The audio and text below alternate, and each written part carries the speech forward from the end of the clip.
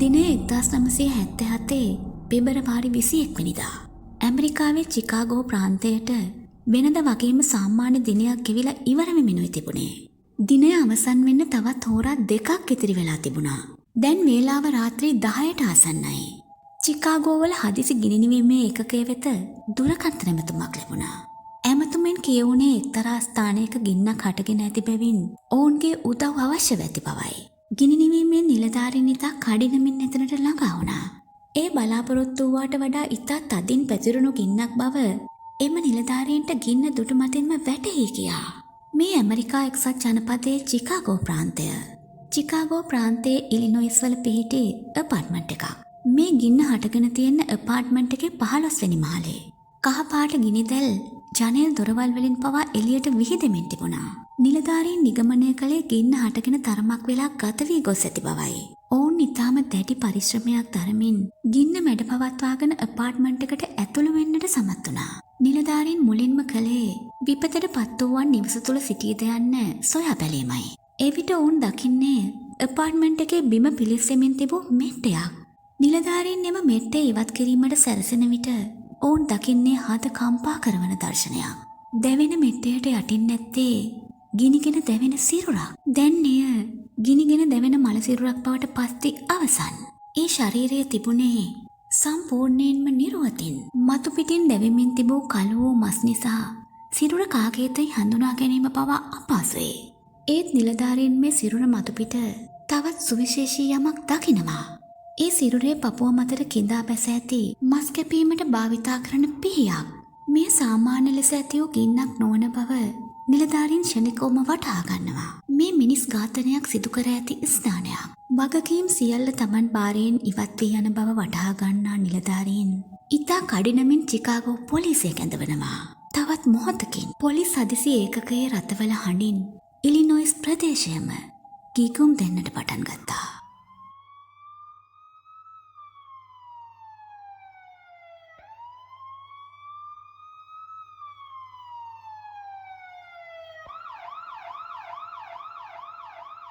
ටෙරසිටා බාසා යනු උත්පත්තියෙන්ම පිලිපීන ජාතික කාන්තාවක්.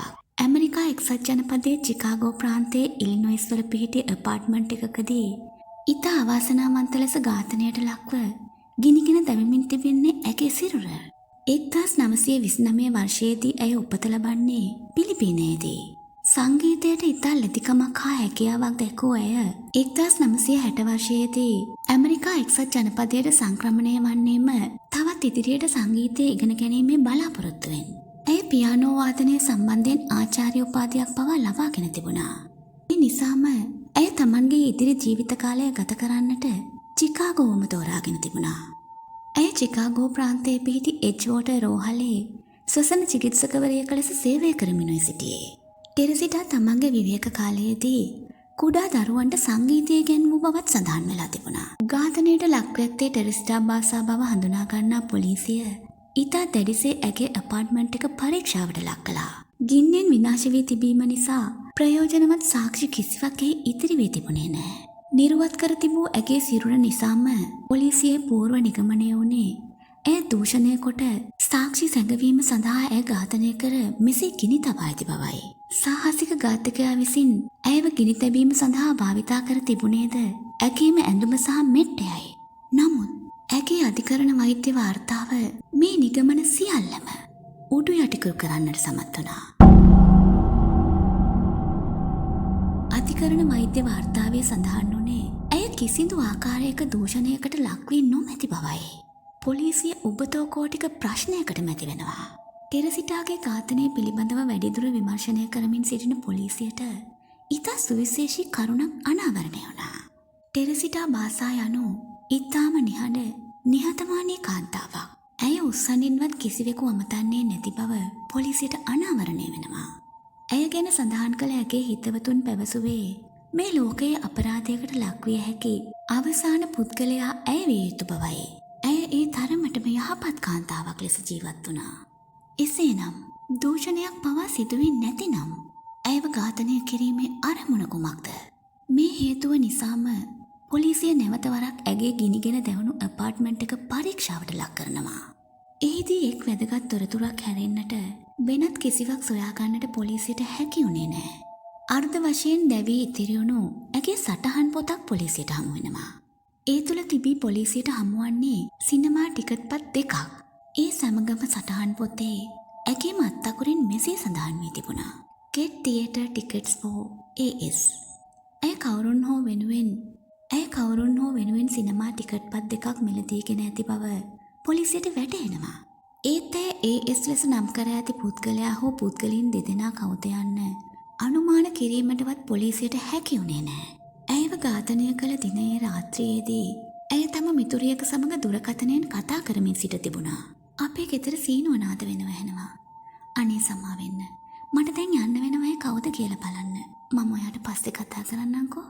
ටෙරසිටා එසේ පවසා දුරකථනයේ විසන්ධි කළ බව ඇගේ මිතුරිය විසින් පවසා තිබුණා. මතක තබා ගන්න. මේ ජංගම දුරකථන භාවිතා වූ අවධිය නොවේ. ඔවුන් භාවිතා කළේ ස්ථාවර දුරකථන මාර්ග. මේ ඇගේ හඬ සජීවීව ඇසුණු අවසන් අවස්ථාව. එසේනම් මේ රාත්‍රියේ ටෙරසිටාගේ අපාර්ට්මන්ට් එකට ආවේ කවුද? පොලිසිය විසින් විවිධ පැතිකඩයන් ඔස්සේ පරීක්ෂණ කළත් ඒ කිසිවකින් පළක් වුණේ නැහැ. ඝාතකයා සම්බන්ධව 1.1 දෙයක් සොයාගන්නට පොලිසියට හැකි වෙන්නේ නැහැ. අවසානයේ ටෙරසිටා බාසාගේ අමානුෂික ඝාතනය විසඳාගත නොහැකි වූ අපරාධ ගොන්නට ඇතුළත් වුණා. අපරාධකරුවෙකු පිළිබඳව කිසිදු සටහනක් නොමැතිවම ඉතා අහිංසක කාන්තාවක් වූ ටෙරසිටාගේ ඝාතන ලිපිගොනුව නිහඬවම වැසී ගියා.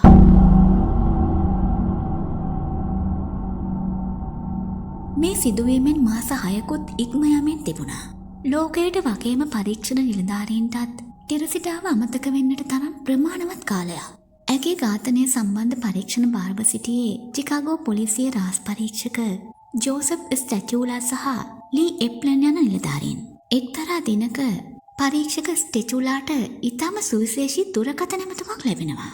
ඇමතුම ලබා දෙන්නා පවසන්නේ තමා ටෙරසිටාගේ ඝාතකයා පිළිබඳව දන්නා බවත් තොරතුරු ලබා දීම සඳහා තමා හමුවීමට පැමිණිය යුතු බවයි. ඇමතුම ලබා දෙන්නේ ශල්‍ය වෛද්‍යවරයෙක්. ඔහු නමින් ජෝස් චව්වා. ඔහු ටෙරසිටා සේවය කළ එච්.ඕට රෝහලේම ශල්‍ය වෛද්‍යවරයෙක්.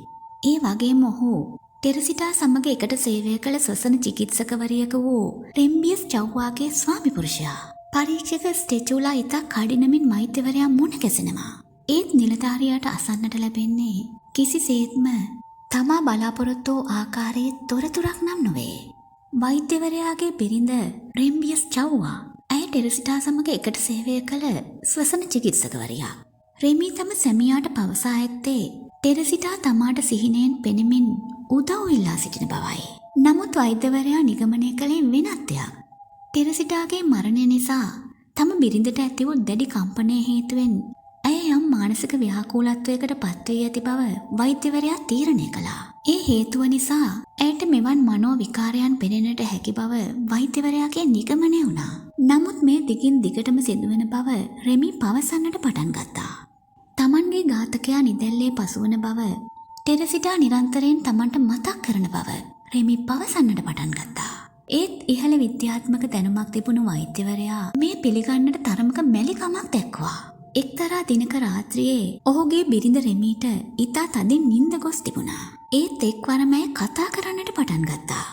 ඇය මුලින්ම පැවසුවේ ආකෝසි ටෙරසිටා යන්නයි.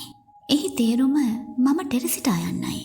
ඒ ඉතාම දුර්ලභ ටැගලොක් භාෂාව, ටෙරසිටාගේ මව් භාෂාව. ඉතාම කලාතුරකින් ටෙරසිටායේ භාෂාව භාවිතා කරනවා. ඒ තමාගේ බිරිඳ රෙමීගේ කටහඬ නොවන බව වෛද්‍යවරයාට වැටහෙනවා. ඒ හඬ හරියටම සමාන වුණේ ටෙරසිටාගේ හඬටයි. ඒ හඬින් පවසා සිටින්නේ තමාට බියවීමට අවශ්‍ය නොවන බවයි. තමාව ඝාතනය කළ පුද්ගලයා නිදැල්ලේ සිටින බවත් ඔහු පිළිබඳව පොලිසියට දන්වා සිටින ලෙසත් ඒ හඬින් වෛද්‍යවරයාගෙන් ඉල්ලා සිටියා. තමාගේ ඝාතකයා ඇලන් ෂෝවරි බව ඒ හඬින්ම කියා සිටියා. වෛද්‍යවරයා ඉතා දැඩිසේ පුදුමයටත් බියටත් පත් වුණා. නමුත් නින්දෙන් අවදි වූ රෙමීට මේ කිසිවක් මතකයේ තිබුණේ නෑ. ඇලන් ෂෝවරි යනු තම බිරිඳ හා ටෙරසිටා සමග එකට සේවය කළ ස්වසන කාර්මිකයෙක්. ටෙරසිටාගේ ආත්මය මේ චෝදනා කරන්නේ ඔහුට. නමුත් මේ පිළිබඳව පොලිසියට කියන්නට වෛද්‍යවරයා කැමති වුණේ නෑ. මෙවන් කතාවක් පොලිසිය පිළි නොගන්නා බව ඔහු ඉතා පැහැදිලිවම දැනගෙන සිටියා. දින කිහිපයක් සාමාන්‍ය පරිදි ගත වී ගියා. තවත් දිනක රාත්‍රියේදී ටෙරසිටාගේ හඬින් වෛද්‍යවරයාගේ බිරිඳ රෙමි කතා කරන්නට පටන් ගන්නවා. පොලිසියට මේ පිළිබඳව දැනුම් නොදුන්නේ ඇයි යන්න ටෙරසිටාගේ ආත්මය ඔහුගෙන් විමසා සිටියා. මේ කිසිවක් පොලිසියට පිළිගත නොහැකි බව වෛද්‍යවරයා ටෙරසිටාගේ ආත්මය හා පවසා සිටිනවා. එවිට අඳුරු ආත්මය පවසන්නේ තමන්ට මේ පිළිබඳව සාක්ෂි සපයා දිය හැකි බවයි. ඇලන් ෂෝවරි තමන්ව ඝාතනය කර තමන්ගේ රන් පාණ්ඩ සොරාගත් බවත්, ඉන් අනතුරුව ඒවා ඔහුගේ පෙම්වතියට ලබා දී ඇති බවත් ටෙරසිටාගේ ආත්මය පවසා සිටිනවා. ඇගේ ආත්මය තවදුරටත් ඉල්ලා සිටින්නේ මේ පිළිබඳව ඉතා ඉක්මනින් පොලිසිය දැනුවත් කරන ලෙසයි. ඉතාම පුදුමයට කාරණය නම් මේ කිසිම දෙයක් නින්දෙන් අවදිවන රෙමි නොදැන සිටීමයි. අවසානයේ මේ සියල්ල පොලිසියට දැනුම් දීමට වෛද්‍ය චව්වා තීරණය කළා. මේ තොරතුරු පිළිගන්නට පරීක්ෂක ස්ටැචූලා කැමති වුණේ නැහැ. ඒත් ඔහුට ගැටලුකාරී අවස්ථා දෙකකට මුහුණ දෙන්නට සිදු වුණා. සාමාන්‍යයෙන් මෙවන් අද්භූත කතාවක් ගොතා ප්‍රසිද්ධ කරන්නට බලාපොරොත්තු වන්නේ මුදල් හෝ ප්‍රසිද්ධිය බලාපොරොත්තුවෙන්. ඒත් වෛද්‍ය චව්වා යනු මේ දෙකේම හිමිකරුවෙක්. ඔහු ජීවත් වෙන නිවස පමණක් ඇමරිකානු ඩොලර් 90000ක පමණ වටිනාකමකින් යුක්තයි. මෙවන් කතාවක් ගොතා කීමෙන් ඔහුගේ කීර්තිනාමයට හානියක් මිස යහපතක් නම් වෙන්නේ නැහැ. අනෙක් කාරණය ටෙරසිටාගේ කාමරයේ තිබී සොයා ගන්නා ලද අඩක් විලිසුණු සටහන. එහි සටහන් වී තිබූ AS යන අකුරු ඇලන් ෂෝවරි විය නොහැකිද? පොලිසිය ඇලන් ෂෝවරි පිළිබඳව සොයා බැලීමට පටන් ගන්නවා. එවිට ඇලන්ගේ මිතුරෙකු පවසා තිබුණේ ටෙරසිටාගේ රූපවාහිනියේ දෝෂයක් සකස් කිරීම සඳහා ඇලන් එහි යෑමට සැලසුම් කරගෙන සිටි බවයි. පොලිසිය වහාම ඇලන්ව අත්අඩංගුවට ගත්තා. ටෙරසිටා ඝාතනය වූ දින රාත්‍රියේ තමාහි ගිය බව ඇලන් ෂෝවරි පිළිගත්තා. නමුත් එම රූපවාහිනිය අලුත්වැඩියා කිරීමට අවශ්‍ය වන උපකරණ කීපයක් තමා ළඟ නොවූ බැවින් තමන් නැවත ආපසු ගිය බව ඔහු පොලිසියට ප්‍රකාශ කර සිටියා. ඉන්පසු පොලිසිය විසින් ඇලන්ගේ පෙම්වතිය වූ යන්කා කල්මුක්ගෙන් ප්‍රශ්න කරනවා. පුදුමාකාරම සිදුවීම මෙයයි. ටෙරසිටාගේ ආත්මය පවසා සිටි පරිදිම ඇලන් විසින් තමන්ට ආභරණ ලබා දුන් බව ඇලන්ගේ පෙම්වති විසින් පිළිගත්තා. ඇලන් අයට පවසා තිබුණේ ඒ ආභරණ ඇය වෙනුවෙන්ම මිලදී ගත් බවයි. යන්කා සතුව තිබූ එම ආභරණ සියල්ල පොලිසිය විසින් තමන්ගේ භාරයට ගන්නවා. ඉන්පසු පරීක්ෂක ස්ටැචූලා විසින් ඒ ආභරණ සියල්ලම ටෙරසිටාගේ මිතුරන්ට සහ ඥාතීන්ට පෙන්වා සිටිනවා. ඉතාම පුදුමාකාර ලෙස ඔවුන් සියලු දෙනාම හඳුනාගත්තේ ඒ ටෙරසිටාගේ ආභරණ බවයි. ඒ අනුව ටෙරසිටා බාසාගේ අමානුෂික ඝාතනය සම්බන්ධයෙන් චිකාගෝ පොලිසිය විසින් ඇලන් ෂූවරිව අත්අඩංගුවට ගත්තා. අවසානයේ තමා විසින් ටෙරසිටාව ඝාතනය කළ බව ඇලන් ෂූවරි විසින් පාපොච්චාරණය කළා. ටෙරසිටාගේ ඉල්ලීම පරිදි ඇලන් එහි ගොස් ඇත්තේ ඇගේ දෝෂ සහිත රූපවාහිනී යන්ත්‍රය අලුත් වැඩියා කර දීමටයි. නමුත් ඒ සඳහා අවශ්‍ය උපකරණ කීපයක් ඔහු ළඟ නොතිබීම නිසා ඇලන් ඇගේ අපාර්ට්මන්ට් එකෙන් පිට වී ගොස් තිබුණා. නමුත් ඉන්පසු ඔහු සැලසුම් කර ඇත්තේ ඇගේ නිවස කොල්ල කෑමටයි. මස් කපන පිහියක්ද රැගෙන ඇලන් නැවත ඇගේ අපාර්ට්මන්ට් එකට ගොස් සීනුව නාද කළා. පැමිණ ඇත්තේ ඇලන් ෂෝවරි බව දකින ටෙරසිටා ඔහුට නිවස වෙත ඇතුළු වීම සඳහා දොර විවර කළා. ඇය නැවත දොර අකුළු දමන විටම ඇලන් ඇගේ පිටුපසින් පැන ඇගේ කෙල සිර කරා. ඇයව ඝාතනය කළ ඇලන් මේ ස්ත්‍රී දූෂණයක් ලෙස පෙන්වීම සඳහා ඇගේ ඇඳුම් ගලවා ඉවත් කළා. ඇගේ නිවසේ තිබූ මුදල් හා ආභරණ සියල්ල ලබා ගන්නා ඔහු තමා රැගෙන මස් කපන පිහිය ඇගේ පපුවට කිඳා බැසුවා. ඇඳුම් හා මෙට්ටය ඇගේ ශරීරය මතට තබා ගිනි තබා තිබුණේ සාක්ෂි සියල්ල විනාශ වී යන ආකාරයෙන්. ඉන්පසු ඇලන් ඉතා රහසිගත ආකාරයෙන් ඇගේ අපාර්ට්මන්ට් එකෙන් පිට වී ගොස් තිබුණා. ඇගේ රූපවාහිනිය අලුත් වැඩියා කිරීමට පැමිණෙන ඇලන්ට සතුටු තෑග්ගක් ලෙස ලබා දීම සඳහා සිනමා ටිකට් පත් දෙකක් පවා ටෙරසිටා මිලදීගෙන තිබුණා. අවසානයේ ඇගේ මරණයේ සාක්ෂිය ලෙස ඉතිරි වුණේ ඒ ටිකට් පත් දෙකයි. ඈ තිබූ සටහන සහ ඒ සිනමා ප්‍රවේශ පත්‍ර දෙක ගෙන්නට පිලිසී ගියා නම් ඇලන් ෂෝවරි මේ ඝාතනයට සම්බන්ධ වූ බව පොලිසිය විසින් පිළි නොගන්නටත් ඉඩ තිබුණා. කෙසේ වෙතත් මේ ඝාතනය තමා විසින් සිදු කළ බව ඇලන් පාපොච්චාරණය කර තිබියදී ඉතාම මතභේදාත්මක හේතු සහිතව ඇලන්ට හිමි වී තිබුණේ වසර 14ක සිරදඬුවමක් පමණයි. ඒ සිදුවීම් කොහොම වුණත් ඉන්පසු කිසිම දාක ටෙරසිටාගේ ආත්මය වෛද්‍යවරයාට හෝ ඔහුගේ බිරිඳ රෙමීට දර්ශනය වුණේ නැහැ. තමාගේ ඝාතකයා සොයා දීමට මරණයෙන් අවදි වූ ටෙරසිටාගේ කතාව ඉතිහාසයේ නොමැකෙන සටහනක් තබා තිබෙනවා. මේ පිළිබඳව අන්තර්ජාලයෙන් විමසා බලන්න ඔබටත් පුළුවන්. ප්‍රබන්ධවලට වඩා යථාර්ථය කොයිතරම් විස්මයජනකද කියලා ඔබටත් හිතේවි.